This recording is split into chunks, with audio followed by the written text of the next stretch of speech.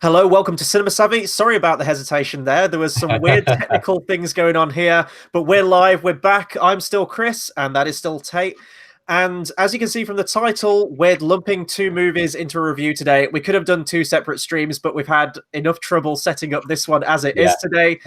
Adding insult to injury, there's absolutely no point. So we're going to keep each movie review as concise as possible. We're going to try and breeze through it, but still get a very clear and in-depth review into both of these movies. And interestingly, with the movies that we're reviewing, Dumbo and Hellboy, they're both readaptations. And also, like, I've seen Dumbo, you haven't, but you've seen Hellboy and I haven't. Correct. So this is going to be a very interesting dynamic on today's review. I'll go ahead and say straight away from the start, from what we've been saying beforehand with talking to each other, it doesn't really look like we're encouraging the other person to go and see the other. No, absolutely not. I think we both said a swift, like, I really don't want to go and see this. Usually on the channel, it's obviously we don't have any like set rule book or anything set in stone, but there's an unspoken accord with us all on the channel that every year we get one get out of jail free card with a particular movie that we really do not want to see. I've taken my liberties with that. Because if I want to get out of jail free card, I'll just say, yeah, I'm going to Austria, guys. I'm just going. You get out of it so easy, man. Like, I have seen some absolute shit. But yes, and speaking of shit, we're going to get into today's film reviews. Am I going to go ahead with Dumbo first? I say you go with Dumbo first. So Dumbo, of course, is the remake of the Disney classic. A young elephant whose oversized ears enable him to fly helps save a struggling circus. But when the circus plans a new venture, Dumbo and his friends discover dark secrets beneath its shiny veneer. Well, that's the dark secret. So the darkness is that Tim Burton directed this movie. So, I mean, I'm going to take that record right back to the start and just repeat everything that I usually say. I hate the Disney live-action remakes. I think they're pointless and everything like that. However, with the case of Dumbo, we need to remember that the original Dumbo animated film came out in 1941. Very short film. It was made to recoup the losses of Fantasia, which was the Disney animated classic before it. It was 64 minutes long, and it was made on the cheap, and they just put it out there. They wanted simplicity. You're not going to get a 64-minute movie now. And also in terms of the live action remakes, if you're going to update one with the likes of the ones that are shot for shot remakes like Beauty and the Beast and what Lion King looks like it's shaping up to be, they're pointless in my opinion. However, with Dumbo, there's room there to rework things. Obviously a film from 1941 with a particular group of animated crows in there. Different sensibilities now, thankfully, and there's going to be things that you could rework and you could add more story to it, as long as that story is good. And unfortunately, that is not the case with this movie. In the past, I've been a big Tim Burton fan. I grew up loving all of his movies, and I loved his dark and twisted edge that he was able to bring to most of his films. However, sadly, that veneer that he used to have of being like this really desaturated, horrible, disgusting, twisted vision seems to have lessened as of late in his older age. And in my opinion, his last great movie was Sweeney Todd. And I still stand by that now because I did not like this movie at all. Now, is this the worst movie that I've seen? No, like, it's a fine watch, but it does have a lot of problems. And the problem is... Tate, help me out here. What's the name of this movie? Dumbo. He features in about 20% of the movie. The real focus of this movie is the human characters. Now, this got me a thinking because I looked into... Go on, sorry, Tate. Just very quickly, I was going to say on top of that, when I saw that this was going to be remade into live action, I was a little bit confused because I know they did Jungle Book, and I know that was very popular and successful. But at the same time, I thought it was a very unusual decision to go with Jungle Book, an animal-based character film, when the technology is really only just coming forward and becoming good enough. Whether that will stand the test of time or not, we have absolutely no idea. I mean, I didn't like the animation in Jungle Book, which I've been very vocal about in the past. I think it was a good decision for them to go with Cinderella and Beauty and the Beast. I think those two are perfectly normalized. Good adaptations. Same with Alice in Wonderland. Even if you didn't like them, I found them somewhat enjoyable. Not the best incarnations of Alice in Wonderland, of course, but they were watchable. and they were human characters, and it made sense for those ones to be the ones that led the way forward with the live action Disney films. The next logical thing to go to would have probably been Hunchback of Notre Dame or Pocahontas or one of the other ones where it's mainly human-based characters. I can't understand why they went to Dumbo. And I completely understand what you've just said there with it focused mainly on the human characters. That's because Dumbo doesn't have enough material for the main character of Dumbo to carry itself for the entire film. And that is a poor decision on Disney's part for picking Dumbo as the film to go forward with. Absolutely, and the original animated film gets away with it with one being 64 minutes long. It doesn't outstay its welcome. It tells a very, very simple story, mostly disconnected story as well. When you really go back and sort of like analyze and watch a lot of the original Dumbo film, towards the last half of the film, it does kind of become very segmented with little narrative focus. But it feels like when you're watching Dumbo, it feels like you're reading a kid's book. It feels like you're reading like one of those old Hans Christian Andersen tales. It's not a long one. It spells out the main story and then you move on. But from what I'm hearing from you, it just sounds like a slog. Yeah, so the problem with this film is, well, one, when Tim Burton was announced as director, obviously you think of Dumbo, you think of circuses, you think of clowns, and right there, that's a match made in heaven, right, for Tim Burton. You're thinking, oh, we're going to get all like this dark, twisted stuff. But then you remember back to his Alice in Wonderland movie, which when he was announced, I wanted him to direct an Alice in Wonderland movie since like the age of 9. Like, I loved Tim Burton that much as a filmmaker at that age, and I thought Alice in Wonderland would be fantastic. Sadly, it wasn't the dark, twisted version I wanted.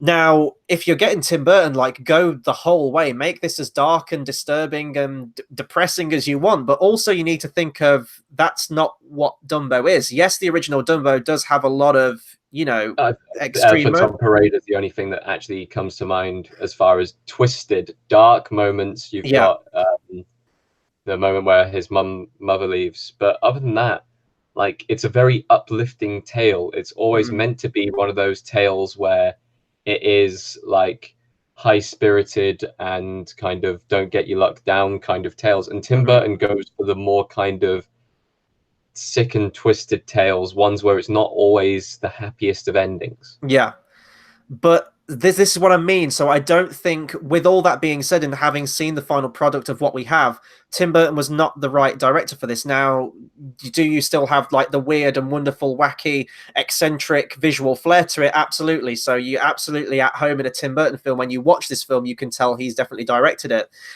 Even the train, this was hilarious. So Casey Jr., the train, the circus train that transports them all over the map. Very nice, uplifting song, and actually, I was really happy that Danny Elfman worked that into the score as well. They've got the original Disney song, and then Danny DeVito, sorry, who plays the circus leader, the ringmaster. He's sort of like singing it under his breath, which I thought was a really nice touch, and one of the only good integrations actually from the original film. And I'll get onto that with a few other key scenes in a moment. But the face of the train, Casey Jr., is meant to be like this happy Thomas the Tank Engine like train. It's got you've seen Batman Returns, right? Yeah, I have. Yeah. Do you remember the logo of Max Schreck's office? And it was like the grinning cat face with like the clock face. Oh yeah. It's this horrific train face with like 2 circles and this like big beaming grin on the front, and you're like, that's Tim Burton right there. This train is horrifying. It looks like the train that's going to transport you to hell and back. Yeah. So the biggest problem that I had with this movie is that the movie doesn't focus on Dumbo. I went to see this movie and forgot that it's Easter weekend in the UK. All the kids are off school, so I had one of the most miserable screening experience of my entire life. It was packed. I get a seat front middle, away from everyone. Everyone else is behind me, but I've got like at least like a row or 2 distance. The movie's about to start, and the biggest family with like 10 kids rolls in and sits directly behind me, kicking my chair all the way through it. So maybe that added insult to injury in terms of my negative thoughts towards this movie. But all of the kids were restless during the movie, and I always think that's very telling when you watch a kids movie. If that movie that's intended for children is not holding their attention, you've got a problem. This movie is intended for children. That's the problem, and it's the same problem that they've run into with every single one of these Disney live-action remakes. They're not intended for children. Their target audience isn't kids, which the original film was. Their target audience is for people who have grown up with these films and who want to go back and see it live action remade. it's completely pointless, because even if they market it towards kids, the only people who would actually understand it or even appreciate it, if you get it right, and that is a big if you get it right, would be the older generation who have seen the films before, who have grown up with them. The problem with these live action Disneys is that they are not targeting the market that they should be. If they wanted to be true to themselves, they would go back to its origins and they would target it at kids. It would be a kids' film outright, and they would have a couple of nostalgic things thrown in from the previous incarnation of the film to tie it in. What they're basically doing with these kind of shot-for-shot ones is they're basically saying, don't go watch the past one, go watch this one instead, because this is the new updated version. And I hate that. I hate that so much. In fact, it comes down to what would you prefer to watch? Would you prefer to watch the original Psycho or the one that was done in color? Oh, the Gus Van Sant one. That's what it basically comes down to. And I don't think any of them have got close. I think Cinderella got quite close. Cinderella did get close to not matching it, but at least being representational. Kenneth Branagh directed that one, right? Yes. See, I still haven't seen that one yet, but maybe I'll give that one a watch. But see, I agree with you on that, and my opinion is with the shot-for-shot ones. And by the way, for the record, this Dumbo one is not a shot-for-shot remake, which I appreciate at least. When it's a shot-for-shot, it's unoriginal, it's completely pointless. Why are you making this movie? The original's there, everyone still loves it.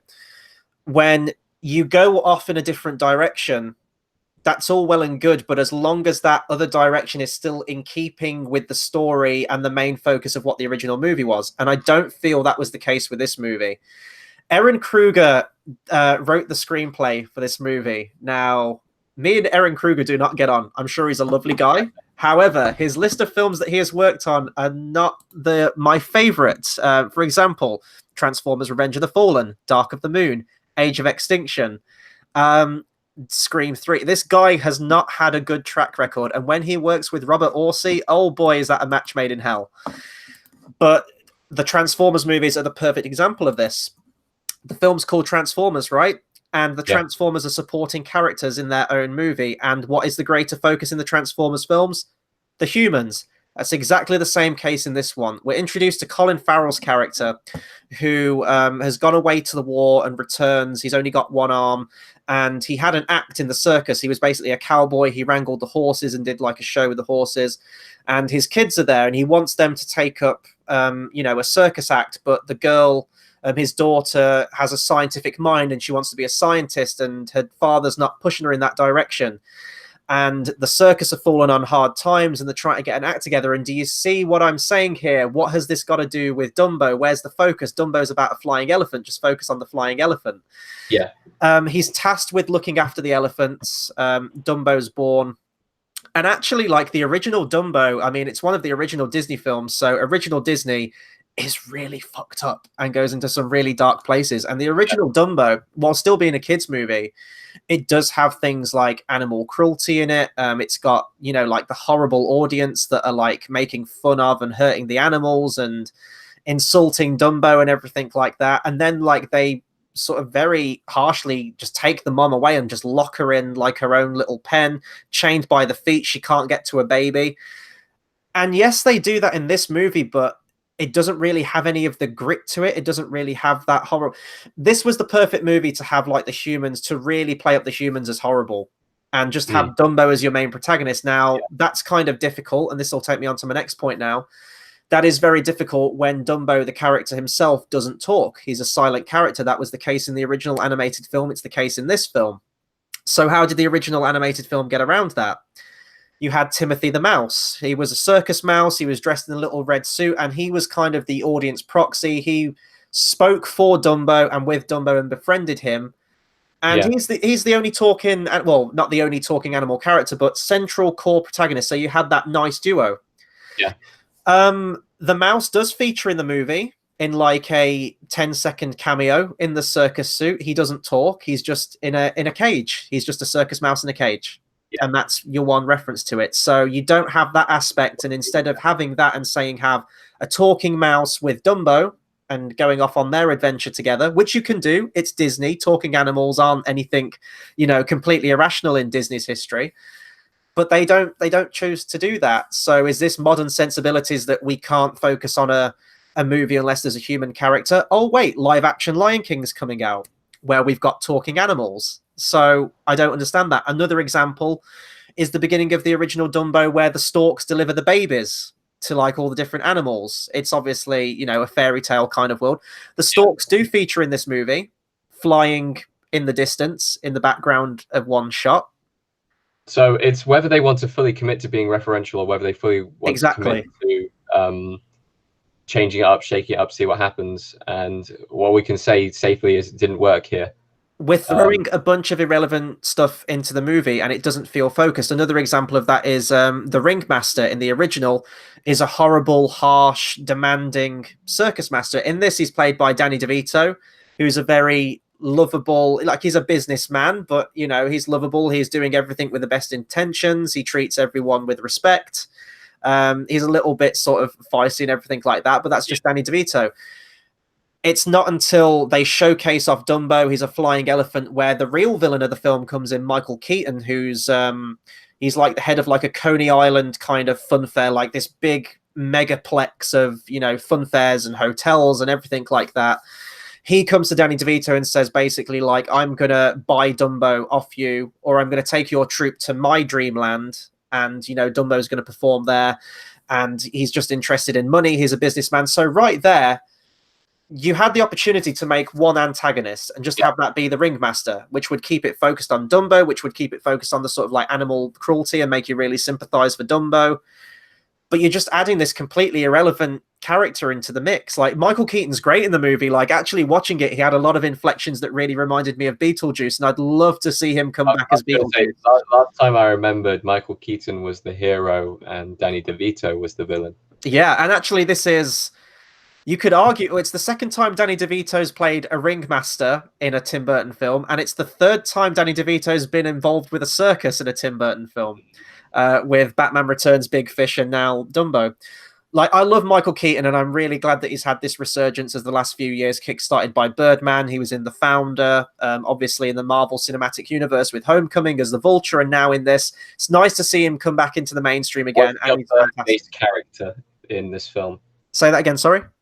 Bird-based character in this film. That's all I care about. I mean, his hair kind of looked like a bird. It's the classic kind of weird and wacky. Honestly, Johnny Depp could have played this character. Michael Keaton really doesn't bring anything new to this character. Depp pitched in for playing this character and then he refused it, something like that. Makes me wonder. And like Eva Green's back in it as well. Like, I guess she's like the new discount Helena Bonham Carter now. Tim Burton and Helena Bonham Carter parted ways.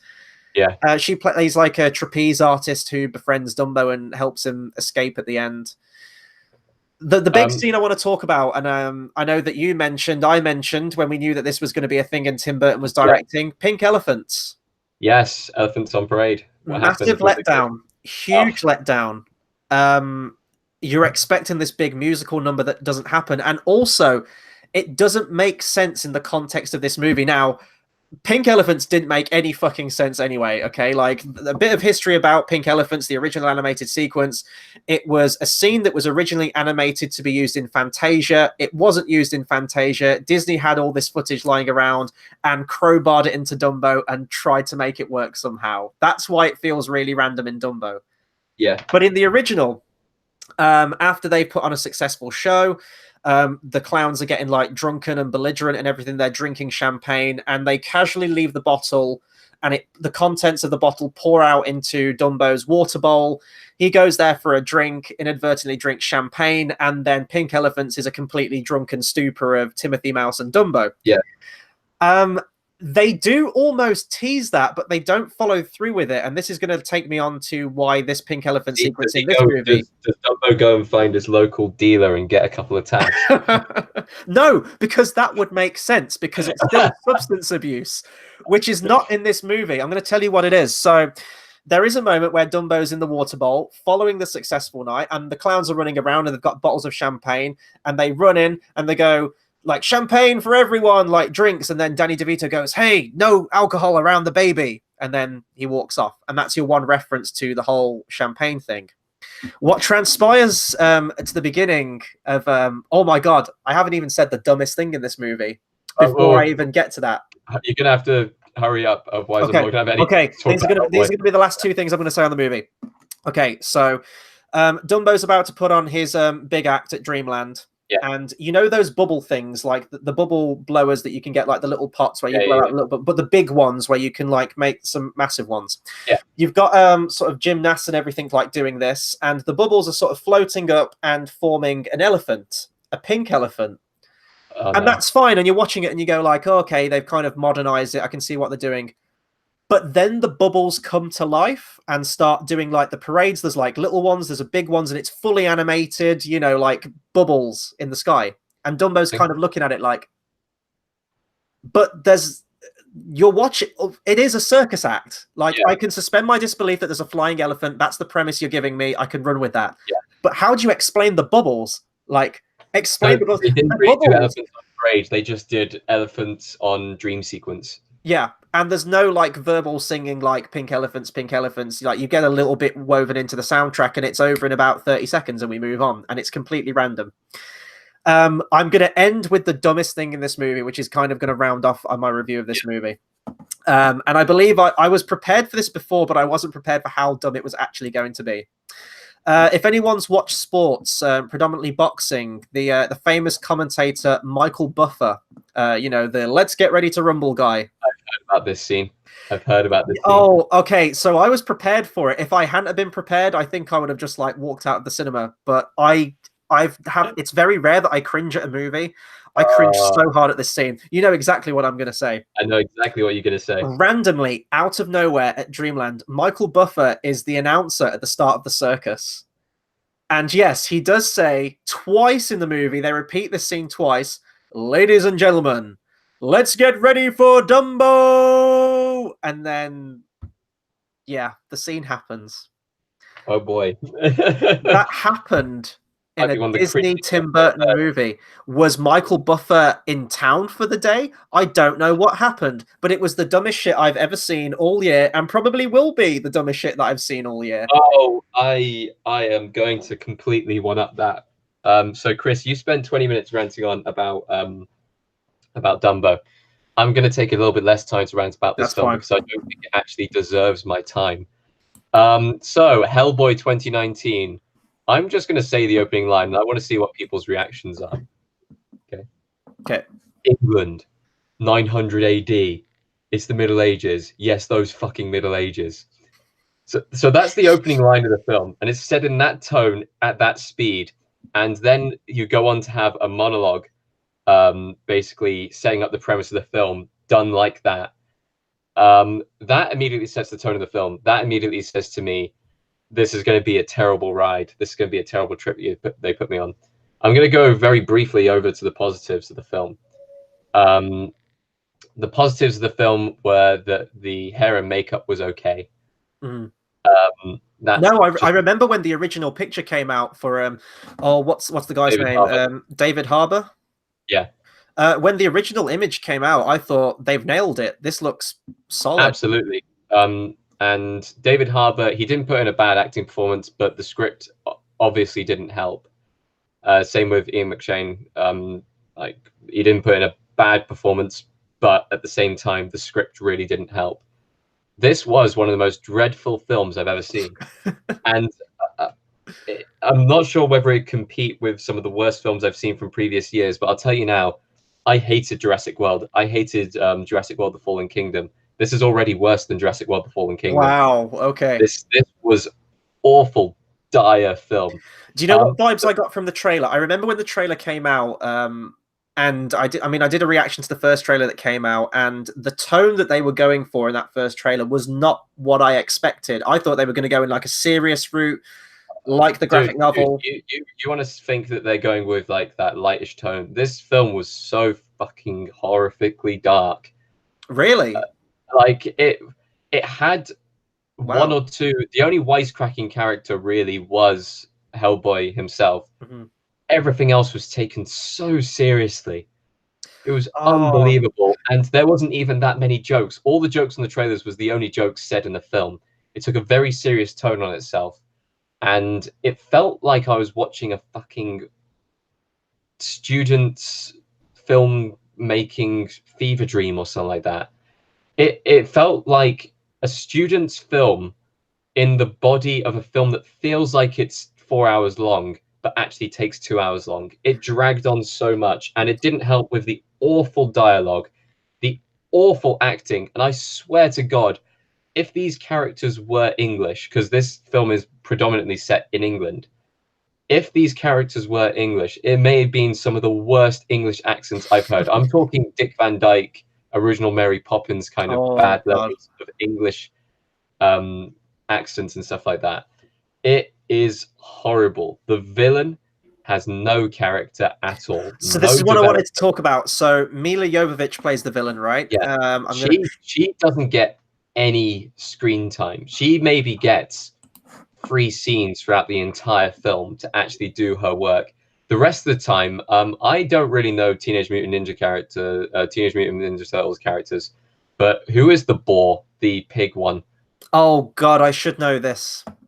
But that is basically the main villain of the film, and the best way of saying that is because he is the henchman, but he does all of the work. And genuinely, if you take Michael Bay's version and dye the hair normal instead of it being purple, you've nailed the character. You've got it bang on. That is the character. And it's Bebop and Rocksteady, isn't it? It's the pig and the rhino character. Sorry, so it's the warthog one, and he's basically the only villain that actually gets enough screen time. It gets shoehorned into a plot about trying to find Excalibur, and Excalibur being the thing that will rescue the kingdom. Oh God, this does sound like the plot to Transformers the Last Night. The fact that Merlin narrates the opening scenes as well doesn't help. Did Aaron Kruger write this one too? No, sadly not. But this film was absolutely tragic. The CGI in some cases was so terrible, so bad, and it isn't the worst CGI I've seen in a modern film. That still goes to King Arthur: Legend of the Sword. I don't think it'd take a lot of effort to actually get worse CGI than that film. But I was getting a lot of vibes from that film resonating in this film. The quest to go and find the sword, and the other side of the things, the quest being piecing back together the witch. Just the ending itself, the end fight scene, dragged on for about 25 minutes. Oh Jesus! And was just dialogue. The entire fight scene was dialogue. It was just like, Hellboy would punch the evil witch, and the evil witch would go, "But you really don't want to kill me because you want to be my king and sit beside me at the gates of hell." And he goes, "Yeah, maybe I should take the sword." And then he punches her a couple of times, and she kind of stops him again, and it's just like, fucking hell. See, like, this movie, if it had embraced the camp of it, maybe, and it had matched that tone, maybe it would have been more watchable. The interesting thing is, though, even now, like the original Hellboy, I can't even remember when that came out. Was it like 2004, 2005, the Guillermo del Toro one? That still has a big cult following. Like, the film didn't do all that great. I mean, it did good enough to get a sequel. I'll tell you that now. Golden Army has a bigger cult following. The second film. But what I can tell you now is this film attempted to out Guillermo del Toro, and you just can't fucking do that. You just can't do that. So you mentioned about the costumes. Now, the only costume I can see from the trailer is Hellboy. Is everything else CGI in the movie? Like the monsters he fights? Practically everything else is CGI. And not very good. I've heard there's one scene where he fights like an ogre or a giant or something, which you see in the trailer, and the green screen looks abysmal. It looks like they've got the budget for a TV advert, and it feels like when he gets smacked by the troll or the giant into a tree or a house, it's about to pop up on screen with "You need new home insurance" or something like that. Like, genuinely, that's the kind of level of shithousery I was expecting from this film. But I did not like the look of the direction they were going with this thing from the trailer. A big thing is, now I'm a huge Ian McShane fan. I love that guy. Like, he is fantastic in everything he's in. He always turns in a solid performance. Now, if we're comparing this to the original Guillermo del Toro one, he is playing John Hurt's character, correct? Like the surrogate dad of Hellboy. Yes, that's the one. But I mean, John Hurt is the caliber of his acting is fantastic, and you did get that father-son dynamic between those two in those first two Guillermo del Toro films. Do you get any kind of good dynamic between Hellboy and Ian McShane in this movie? In fact, the entire film, they're feuding. They're fighting over each other because Hellboy finds out that he was raised by Nazis. He didn't know that information before, or he was born out of Nazism, and Hellboy wanted a normal childhood and a normal life, and Ian McShane's character just keeps on saying, "But you are going to be the savior for all of us," and stuff like that. And it's a really shitty dynamic. And literally, the final fight scene stops because are you ready for this? Go on. A medium is able to regurgitate a basically living memory corpse of Hellboy's dad to explain to him why he shouldn't take over the world. What, like she like coughs out a ghost? Is it like John Coffey from the Green Mile? Like this ghost just like comes out of her mouth? She coughs out basically the thing from the film The Thing, which attaches to her throat, and it coughs out of her mouth and becomes a person. So she's basically sat there on the floor, like flopping around like a fish, whilst this thing is basically out of her mouth and animates out as a person. Oh. And he explains, and it's bad CGI on top of that, and it's still Ian McShane's face. And she explains why basically he shouldn't take Excalibur and take over the world. So instead, and this is a spoiler alert for the film because this is done, he kills the evil witch, basically cuts her throat off. And because he does that, all of the demons that she's released from hell immediately die. Of course, it's the Phantom Menace effect, right? Take out the Trade Federation ship and all the battle droids go down. Or Avengers with the Chitauri. I'll tell you now, the film ends perfectly on how the film acted the entire way through. It's a shit ending, it's a shit film, and I'm going to leave it there. That might be my favorite review you've ever done.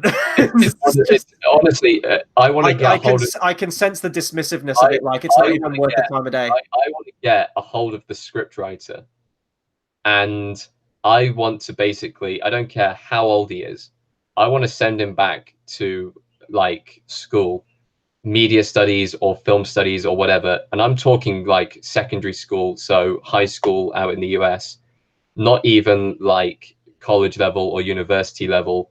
I want him to go back to the basics and actually learn how to write a fucking goddamn script. Because just it was dreadful. The story made no fucking sense, and it kept on doing this thing throughout the entire film where, you know how with films, if you want it to be a good moment, if you want it to punch hard and you want to be subtle, you don't tell the audience every single individual detail. You don't have someone narrating every single individual bit of detail. You show them. You show them in the faintest of ways, or you show them on the grander scale, but you show them. You don't tell the audience every single individual tiniest little bit of backstory detail. Oh my god, there was about 5 flashbacks during this film where the character literally narrates what's happening on the screen instead of actually just showing them and letting it happen. It was awful.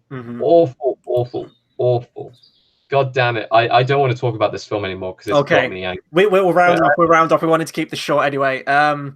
Yeah, so I mean, I'd like to think that I got the better end of the deal out of the two movies. Like, I think Dumbo would probably be a lot more watchable than Hellboy.